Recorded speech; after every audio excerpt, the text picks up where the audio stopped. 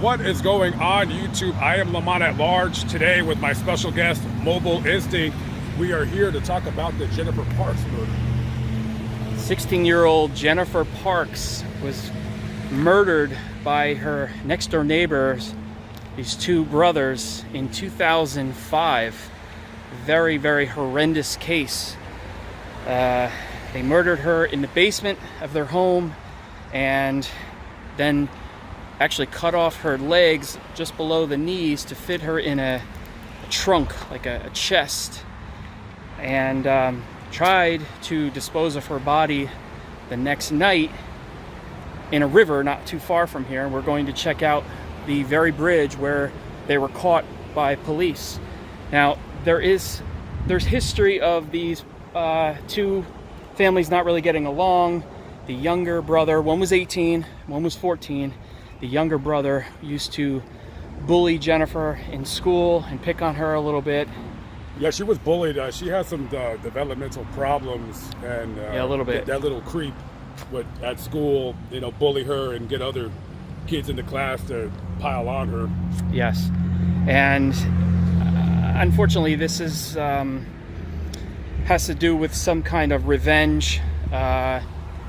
2 years later, revenge. We're coming up to the house now, right, to give you an idea of how this whole crime happened. That right there, that house with the brown fence and the gray car, is Jennifer Parks' house.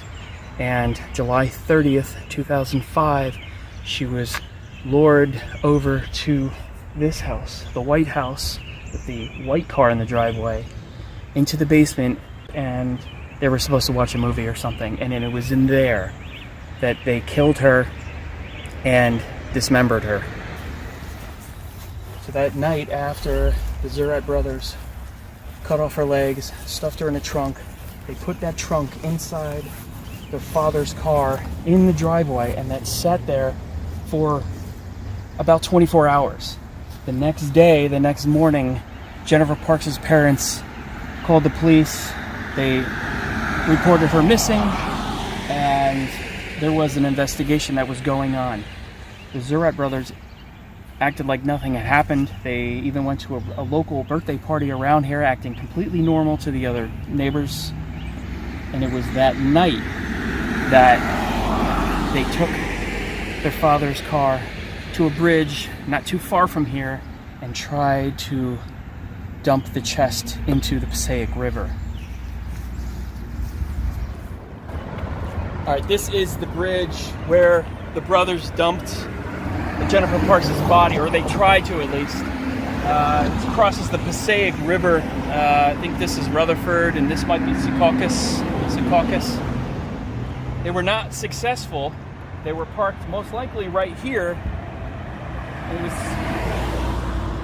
3 o'clock in the morning, and the cops just happened to be driving by, saw the 3 kids. There was 3 boys, by the way. So their friend, Vladimir Basilio, lived somewhere in this area.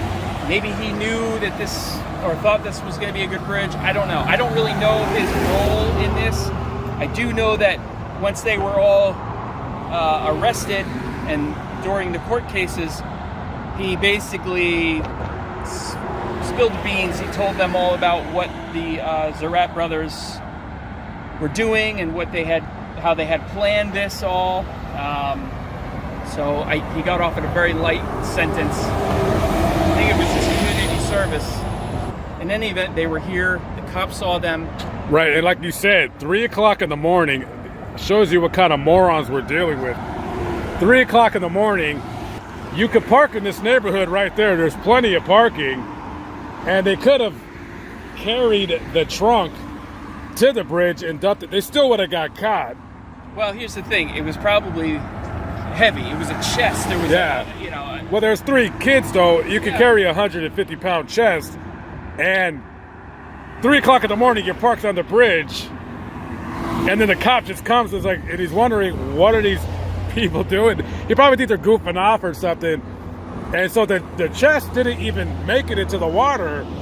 No, they were struggling with it. Yeah, because they couldn't pick it up. So, I mean, even though the murder happened and as tragic as it is, that cop came at the right time to catch those scumbags. The impression that I got from what I read was that they basically had it right here. I mean, they were ready to throw it over, and who knows what would have happened. Most likely they still would have gotten caught because police would have investigated a prior incident that they had 2 years before that, and being right next door, they would have investigated it. But this was pretty much an open and shut case.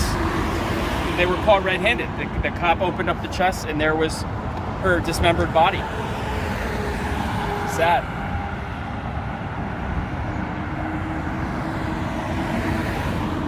All right, back in Randolph here at the cemetery where Jennifer Parks is buried, and actually we noticed her father passed away in 2011.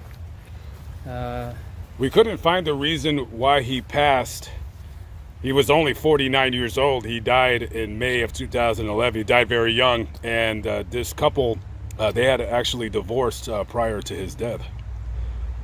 You always try to do your best to protect your child, especially, Jennifer had, the developmental problems, like I said earlier. So you got to even be more diligent as a parent to protect your child. And, me just guessing, putting myself in the position of others, quite possibly, maybe he felt it was in some which way his fault that this happened, which it absolutely was not. Yeah. He didn't know that he was living next to two complete and utter psychos. And those psychos, they continue to try to get out of prison or get their sentences reduced. As recent as 2017, the younger brother, James Zurat, had his sentence reduced a little bit to about 50 years. And the technicality there was that he was only 14. He was a minor when it happened. Eventually, he will be out of prison. It's going to be a very long time, but he will. I can see him getting out. But the older brother, no. Yeah, the older brother was obviously convicted of murder and dismemberment and got life in prison plus 24 years. And the official cause of death was blunt force trauma to the face and body, stab wounds to the neck and her abdomen, and mechanical asphyxiation.